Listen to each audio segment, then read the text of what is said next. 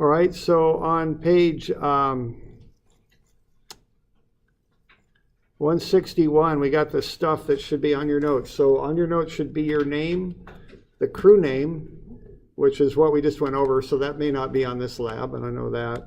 But the names of the other people in your crew, all right? So both of those things should be on there. And yeah, if you need to redo it, yeah, feel free to grab it if stuff isn't on there. That's fine, no worries.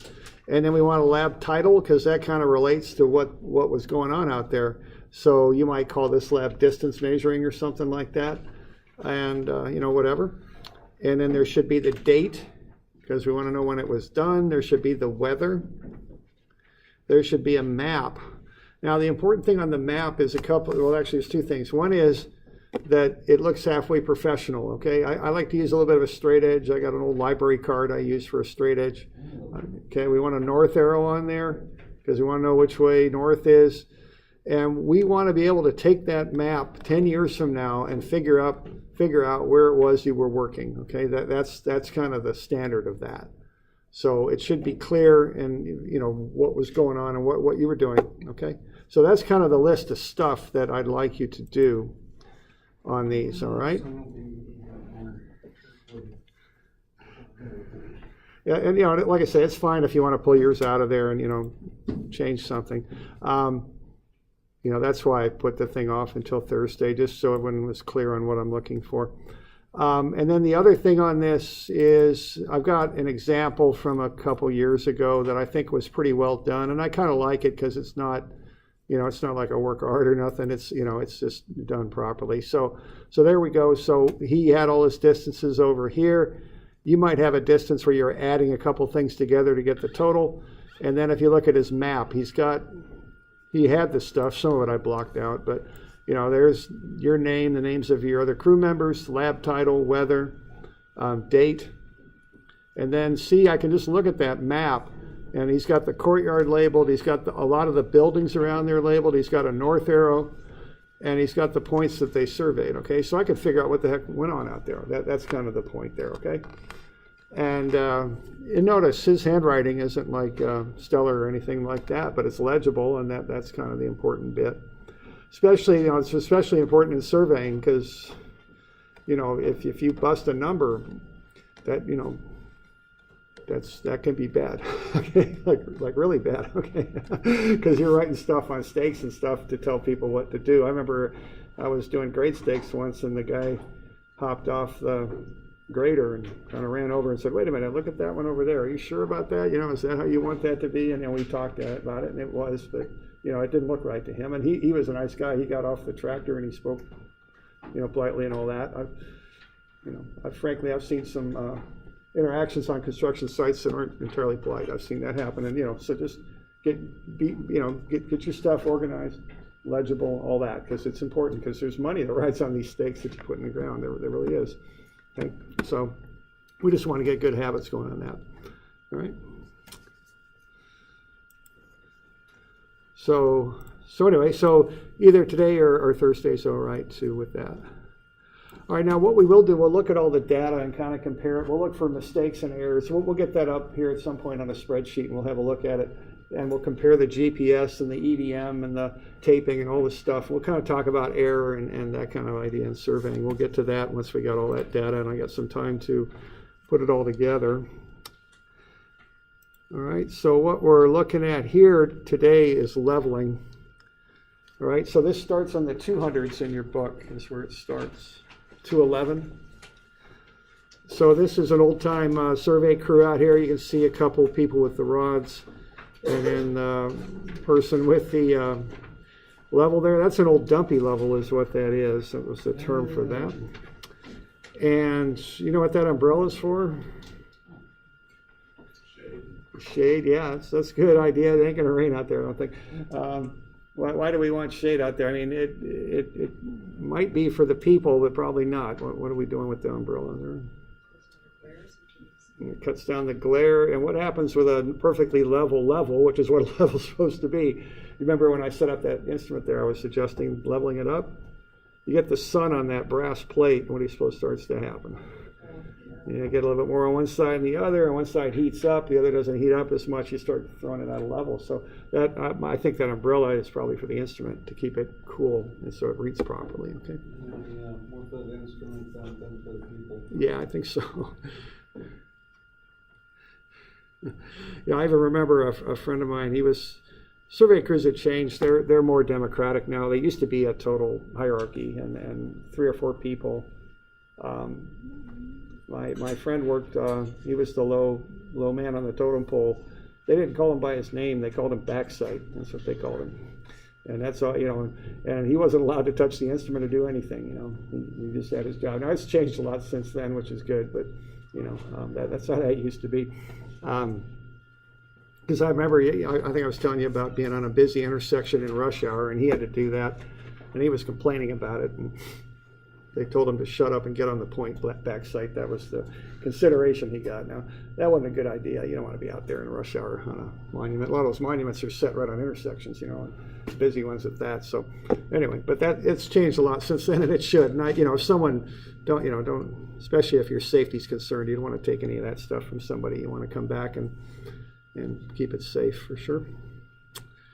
All right, so let's have a look here at leveling. Okay, that's what we're going to do next. We're going to figure out the elevation of points. All right, so that's what we're going to work on. Now, there's lots of ways to do this. We can use an instrument like what you saw in that photograph, a more modern version of it probably, but you can use a level. You can use trigonometric leveling with a total station. GPS can do leveling, although it's probably has twice as much error as horizontal position. Yeah. What page? We're on page 211. Let's start there. No, just distance measurement. I don't see it until page 311. Oh, you're right. You're right. That's my bad. You're right. I screwed that up. We're at 311. Thanks. Yeah, I forgot about that extra section in there. So yeah, we're on page 311, not 211. Okay. And then we can also get it through aerial photography. All right. So that's different ways we can figure out elevations of points. And what's happening with surveying now, of course, is the technology is just all over the place, and there's so many different ways to get data now. We want to be aware of that. One thing to know about GPS, again, is the elevations are about twice as much error as the horizontal positions. So if people want really tight elevations, they often don't use GPS. They'll break out a level and shoot it in that way if they really want to get something that's good. Aerial photography will get you pretty good rough elevations, but again, I don't think it's going to get you spot on like what you might want if you're laying out a pipeline or something like that. Okay. So there are some things that are going on with leveling that you should know. We got the earth, we've got a vertical line. Now the best way we can establish a vertical line is with a plumb bob. Plumb bobs point straight down and they create that vertical line. But plumb bobs are influenced by the density of the earth and magnetic fields and things like that too. So this can get kind of tricky when you really get into this stuff. This high technology that we use now comes with a price, and that it's not as simple as you might want it to be. There are conditions on the earth that can swing those plumb bobs offline.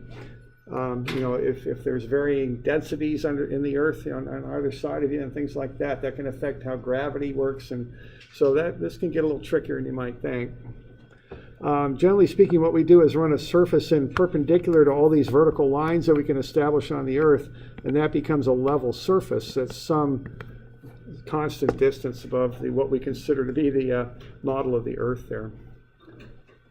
However, what we survey on is a horizontal plane, which is a flat plane perpendicular to a vertical line. So that can complicate things a little bit when you do a big survey, all right? So those are just some pictures of some of the different things we're working with when we survey levels in.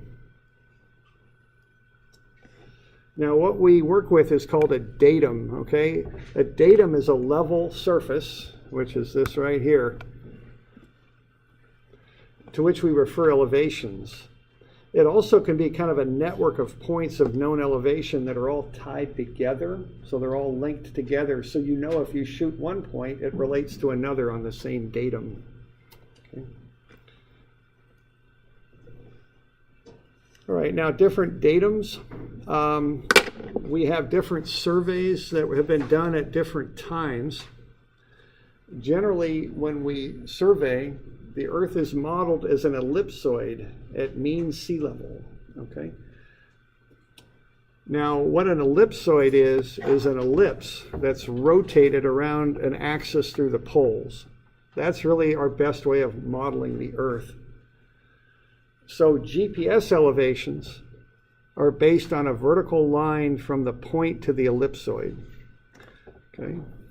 So if I've got a shot right there, got a GPS shot here, and this is the ellipsoid, which is how a GPS unit models the Earth. The elevation is right there. It's measured on that vertical line from this mathematically generated ellipsoid to wherever that point is. And that's the point that you'll get off of GPS. Okay. Now, we have, but we got a little bit more going on with this because we have gravitational variations in the Earth. Okay? And that can affect the direction of these vertical lines and also can even affect the shape of the Earth at different locations. Okay? So when we start measuring off of different datums, these elevations can vary significantly. All right? And I just want to mention that because when you start calling out elevations, you also want to call out the datum you measured them from, because the different elevations can be quite different depending on which datum you use. And I'm not going to delve too deeply into this, but in these days of GPS, we just want to be aware of this. Not only do we call out the elevation, we also call out the datum we use to get it. All right? All right, now on page 1109, and I'm sorry I'm kind of moving around here a little bit, we've got some things about models of the Earth. So that's on page 1109. And there's 3 common models of the Earth. Okay? The first one is the actual surface of the Earth. Okay? And that's what's actually there. So I'm on page 1109. You should see a sketch that looks something like this on 1109. All right, and that's going to have mountains and valleys and oceans and ridges and all that kind of stuff on it. All right, so that's what the Earth actually is. The second model is an ellipsoid. Now this is used for GPS because what GPS does is it uses a standard mathematical model of the Earth. And what they do is they take an ellipse and they rotate it around a line through the poles to generate the best fit model of the Earth. So if your GPS says your elevation is such and such, it means it's above this ellipsoid. Okay? Now, when we're actually on the ground surveying, we use something called the geoid, which is the ellipsoid, but it's modified for mass and density effects. Okay? So there's a little bit of difference here, and you just want to realize that you have to take the elevations you generate off of a GPS and transform them. Usually what you do is you transform them to what we call the geoid. I've heard the geoid described as if there was a ocean that covered the entire Earth with no tides or waves. The geoid would be where the ocean was. And it's going to have variations in it on account of the density variations in the Earth's crust, which affect gravity. Okay? So this is all based on how we have to measure things. You know, it's not perfect how we measure things. So we just want to be aware of some of these different models and what they look like, because they all enter into our surveys.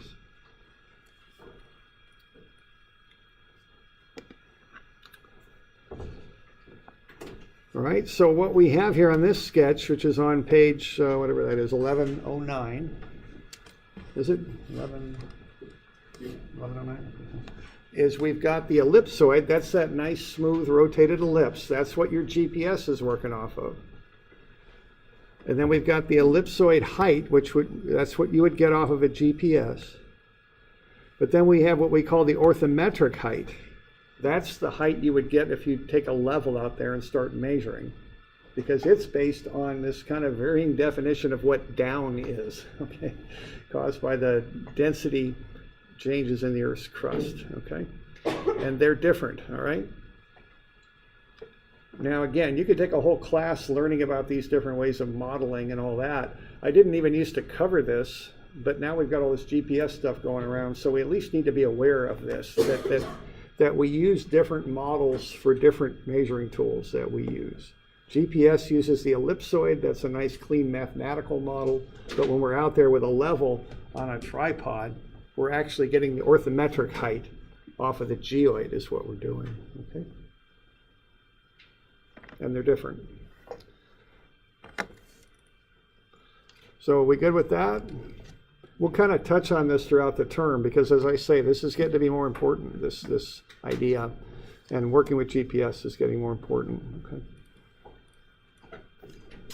All right, now, when we talk about elevation, so I'm going to go back to where we were, 311, 312, 13, okay? We work on mean sea level, okay? If I say that the elevation here at Lynn Benton Community College is about 234 feet, I mean it's above sea level. That's average sea level that it's above, okay? And that's a reference for a lot of datums. When you talk about elevation, you're talking about above sea level. Now, the datums that have been used in North America were the National Geodetic Vertical Datum of 1929, NGVD 29, and then that covered the United States. In 1988, they went out and did it again with the North American Vertical Datum, so that included Mexico and Canada. And what they're doing with these datums is they're tying all these different monuments that are set around the United States and Canada and Mexico together, so they all relate well to each other together. Okay? So again, when you start reading brass cap monuments out there, maybe you've seen something out there that looks like that, and you find that thing, you want to know which datum it's on, because that can change what the elevation is. Right? So the two common datums that these benchmarks are on, they're called benchmarks, these brass caps, are these two. The North American Vertical Datum of 88, which is the more common one because it's more recent and accurate. The National Geodetic Vertical Datum of 29. Okay, that's an older one now. So we want to keep them straight, okay? Now these can change over time because measuring methods get more accurate, but also, I'm from Alaska originally, and in 1964 there was a very big change in datum in Anchorage, Alaska, because they had a huge earthquake and part of the ground just dropped significantly. Actually, that happened last summer, didn't it? And again, there's some points there that changed elevation pretty radically, okay? So there's things that can change elevations over time.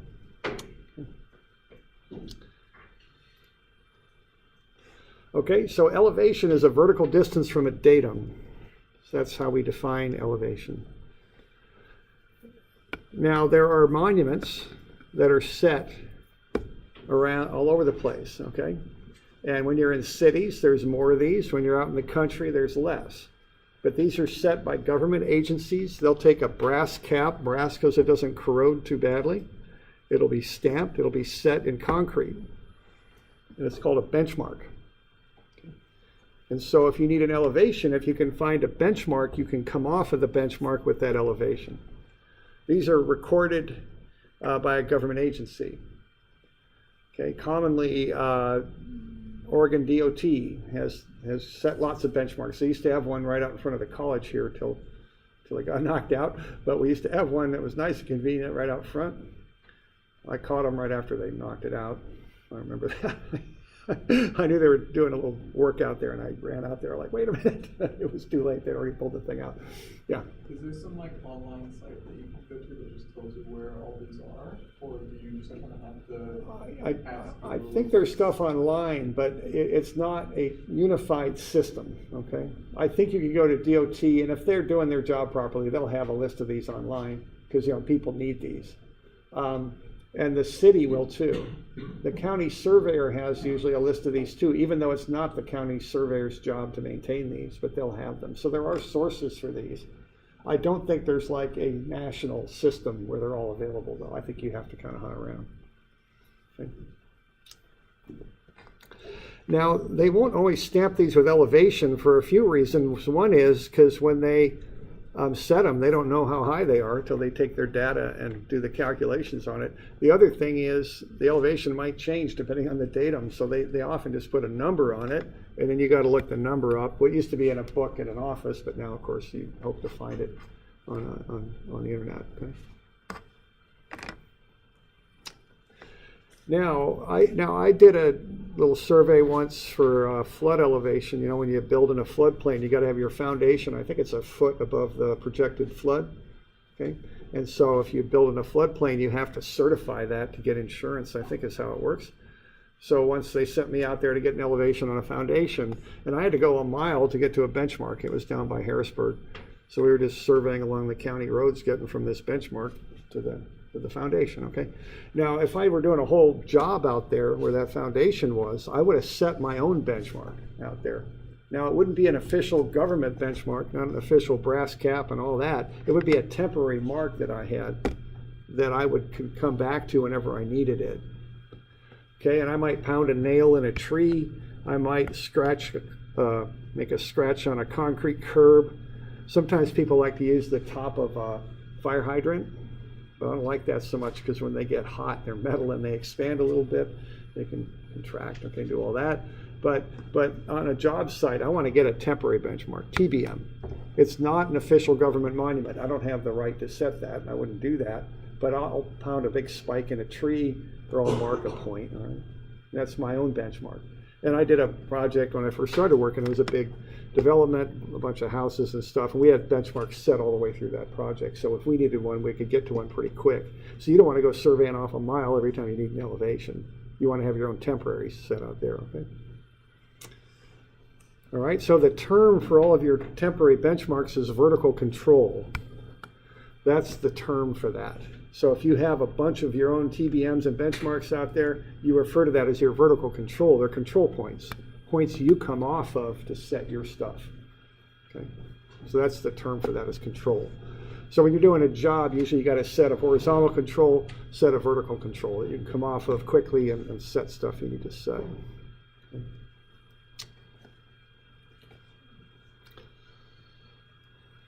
All right, now when you're coming off of this stuff, there's different ways you can do it. You can use a hand level called a P-gun. It's a small little telescope with a level bubble on it. Back in the day, there were people called grade hops who would kind of direct a grader how to adjust the blade to kind of get the fill graded out properly.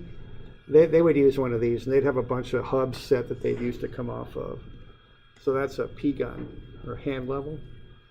Abney level will allow you to shoot vertical angles, kind of a hand level that's got an angular device on it. Foresters use clinometers, which are kind of the same idea as an Abney, but they measure differently, okay? Used in forestry. It measures in degrees and in slope. You can figure out height of trees and stuff with that, okay, I think. Okay.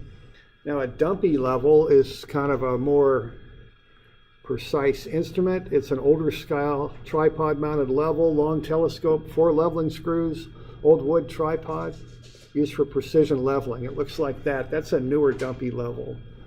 So 4 screws, 2 in the front, 2 in the back to level up the instrument.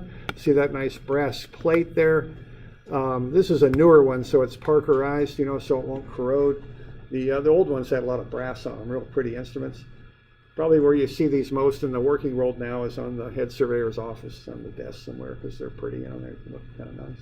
They're not used so much because they're hard to set up. They're good instruments. They can read very well with them. See the spirit bubble right there where you can read it to level them up. just a little bit harder to use.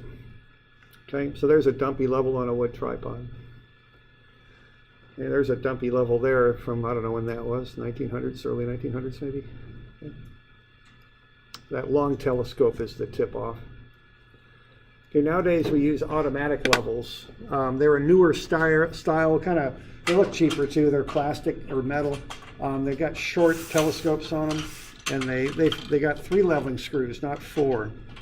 Okay. Newer tripods, they have an auto correction on the level on the setup on them, so that they have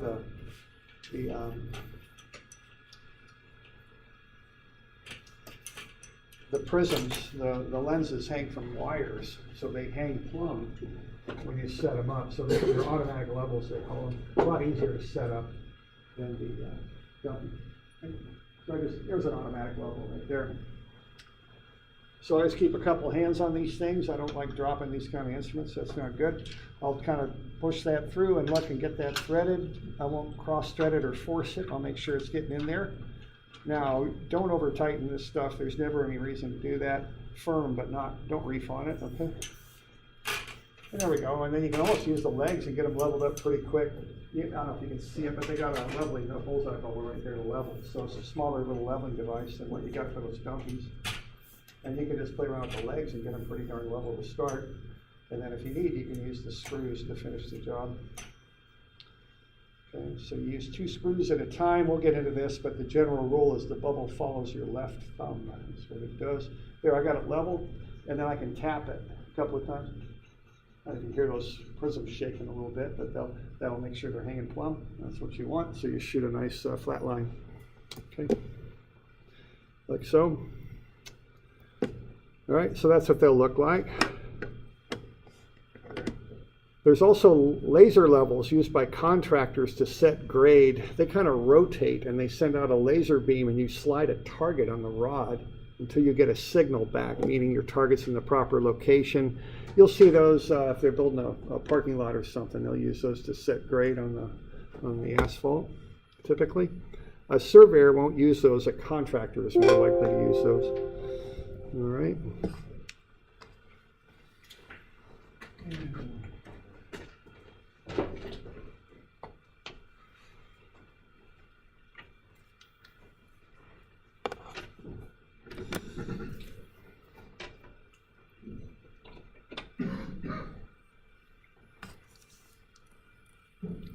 So there's a laser level. The thing will kind of rotate around and will shoot out like a plane of constant elevation. Okay, now you can use GPS to find elevations. The vertical measurements have about twice the error as the horizontal ones. So there's a survey level GPS. You can see it's a much different kind of instrument than what you're carrying around on your phone or on your Garmin or something like that. It's a more involved and expensive instrument. Okay. There's a rod, okay? That's the target when you're shooting a level. It's, in this country, they're measured out in feet and decimal feet, so tenths and hundredths of feet, not inches, but tenths and hundredths of feet. Okay. All right, so what we got going on in here is we got a lens, we've got a crosshair in the lens, and we've got an eyepiece. So we got 2 lenses on this, okay? So we need a couple of things out of this instrument. We need resolving power, which is the quality of the lens and how well it shows detail. Okay, so we want a good lens in there. A lot of the early surveying companies were camera companies because they made good lenses. Came out of Switzerland and Japan, a lot of them. Okay, we also look at the magnification, how much it increases the size. We want some, but not too much. If there's too much, it's hard to find your target when you're looking at something. All right, now we got a couple problems here on leveling. Our line of sight essentially is a flat line, but the earth is curved, okay? So we get some error based on the fact that we actually shoot over the point that we actually want to, because we want a curved plane to match that level surface, but we shoot a flat line, so we get a little bit of error in there. We shoot high on the rod. Now we got another little thing though, that the atmosphere causes refraction and actually bends our line of sight down And that creates another set of errors. Unfortunately, it'd be really nice if these two equaled each other, but they don't, so they don't cancel out. Now, I'm talking more theory than practicality here. There's some techniques you can use to work out these errors. And I've never, in the working world, I've never really dealt with those directly, you know, calculating them or anything. But, you know, I think in your notes I gave you the calculations for those. If you ever need them, like on a test or something, they're there. I'm not going to deal with them because in the working world I've not dealt with them. I just put them there for your reference. Yeah. All right, so a level shoots a flat line. That's what it does. So the way you do this, what we call differential leveling, which is kind of the standard way to level, is you put the rod on a known point. So that would be a benchmark, and I know that point, okay? So what I'm going to do is I'm going to take this level. I've got kind of a little notch sort of sight on the top, kind of like a gun sight, an iron sight that I can sight that rod with. Then I'll look through the telescope and I'll adjust this knob right there to get the focus that I need.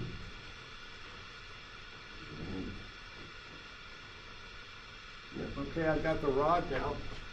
Now when I'm doing that, what I see here in my field of view is something like that, and I got crosshairs. And I also got stadia marks, they're called. Okay. This is an old way of measuring distance that really isn't used anymore now that we got EDM. But they still put these on the levels. Now, when you're doing this, you want to use this line right here, the one that goes all the way across down the middle. So use this line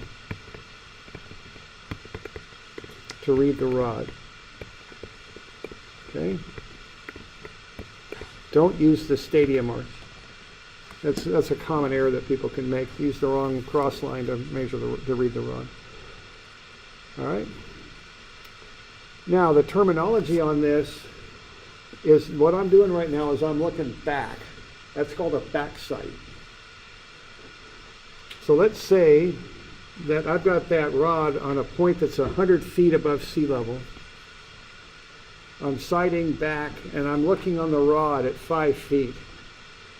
So I'm reading 5 feet on the rod. What's the elevation right here? What's this elevation right here? If I'm reading 5 feet on the rod and the point on the ground's 100, where am I at? Yeah, I think so, 105, right? Now, if that instrument works, and if I've set it up properly, what's the HI? If that instrument shoots a flat line,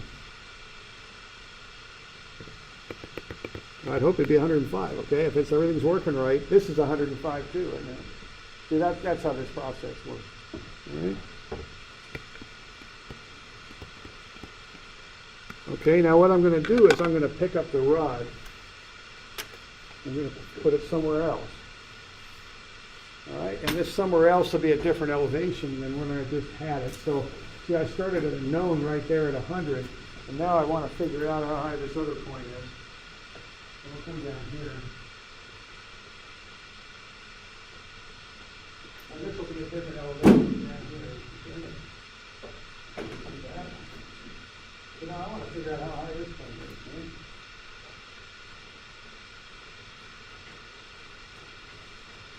So of course I'll turn the telescope so I can look at it. And I'll get those sights on the rod. I'm going to have to refocus because that's a lot farther away. I'll get on that and I'll focus that again. And I need to pull my crosshair in. I can't see it. You can adjust your crosshair with this. It'll throw you out of focus a bit, but you can adjust for that. So I'll use this bit of the instrument here to get my crosshair in. Get that on the rod anyway.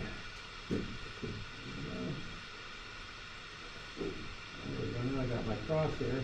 I got to refocus a little bit. There we go. So let's say I'm shooting 4 feet now. Okay? Here's the deal. Every point I shoot with the level, because the level shoots a flat line, is 105. So what's the elevation of point A over here?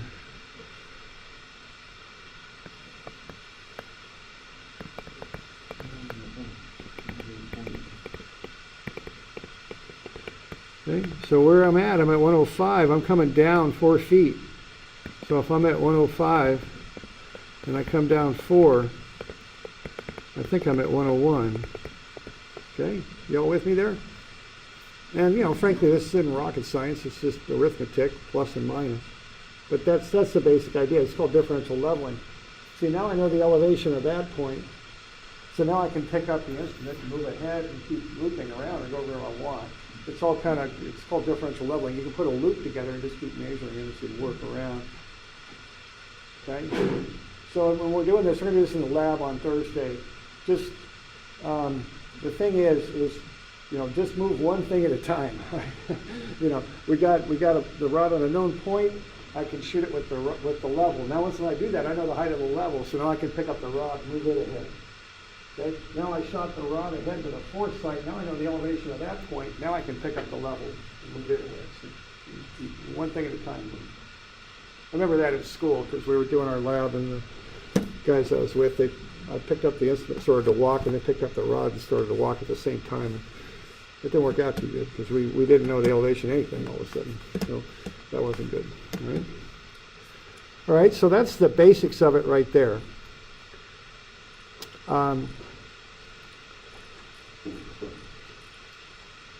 So do we got any questions on that so far? You doing all right? Why don't we take a break here? We'll start up at 3, I think, and we'll get into more of the note-taking and things, all right? So we'll take a break here for this, and we'll pick up at 3.